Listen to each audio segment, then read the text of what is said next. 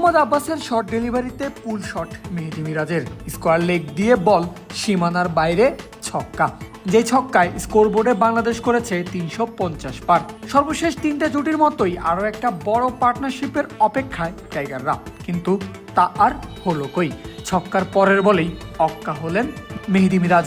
আব্বাসের স্টাম্পের বাইরের বলে ড্রাইভ করেছিলেন টাইগার ব্যাটার, কিন্তু বল গিয়েছে গালিতে ইমামুল হকের হাতে।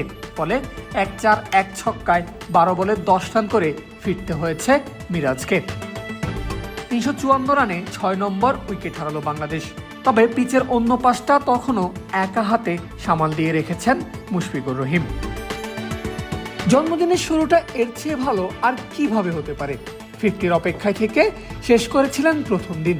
দ্বিতীয় দিনে মাঠে নামার আগে দলের সবচেয়ে জুনিয়র ক্রিকেটারের হাত থেকে কেটেছেন জন্মদিনের কেক, আর মাঠে নেমেই তুলে নিয়েছেন ক্যারিয়ারের 29তম হাফ সেঞ্চুরি। শুভ জন্মদিন মুশফিকুর রহিম।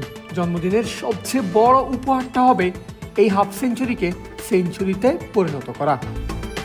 জন্মদিনে তিনি গড়েছেন নতুন একটা রেকর্ডও। আজকের 50-র মধ্য দিয়ে আন্তর্জাতিক টেস্টে মুশফিক খেলছেন নিজের 42তম 50 ঊর্ধ্ব ইনিংস, যা কিনা বাংলাদেশের কোনো ব্যাটারের জন্য সর্বোচ্চ।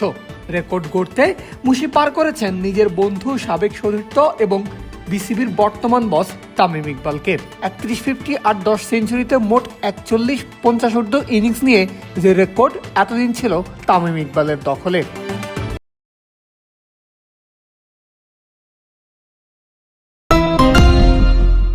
মুশির মতোই দুর্দান্ত প্রথম দিনের পর বাংলাদেশের দ্বিতীয় দিনটাও শুরু হয়েছে চমৎকার একটা 4-এর হ্যাটট্রিক দিয়ে।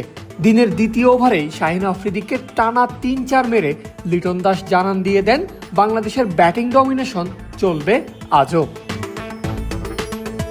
তবে এর মধ্যেই লিটনকে সাজঘরে পাঠানোর একটা ব্যর্থ চেষ্টা করে পাকিস্তান, সেটাও অবৈধভাবেই। 95তম ওভারের পঞ্চম বল, মোহাম্মদ আব্বাসের ডেলিভারি কাট করতে গিয়ে বল যায় সেকেন্ড স্লিপে এবং বল ধরেই ভুনো উল্লাস শুরু পাক ফিল্ডারদের। তবে জায়গা থেকেই নড়েননি লিটন, আম্পায়াররাও নিলেন রিভিউ। দেখা গেল মাটিতে ড্রপ করা বল ক্যাচ ধরে আউটের উল্লাস করেছেন আজান আওয়াইজ, কিন্তু শেষমেশ আব্বাসের কাছেই ধরা দিয়েছেন লিটন। তার করা পরের ওভারে মিডনে ক্যাচ দিয়ে ফিরেছেন সাজঘরে।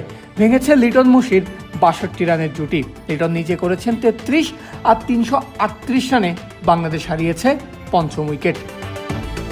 সকালবেলায় 3 আর মোট 7 উইকেট হারিয়ে দ্বিতীয় দিনের লাঞ্চে গেছে বাংলাদেশ। স্কোরবোর্ডে রান 380, মুশফিক অপরাজিত 71 রানে। বর্তমানে তার সঙ্গী ইবাদত হোসেন।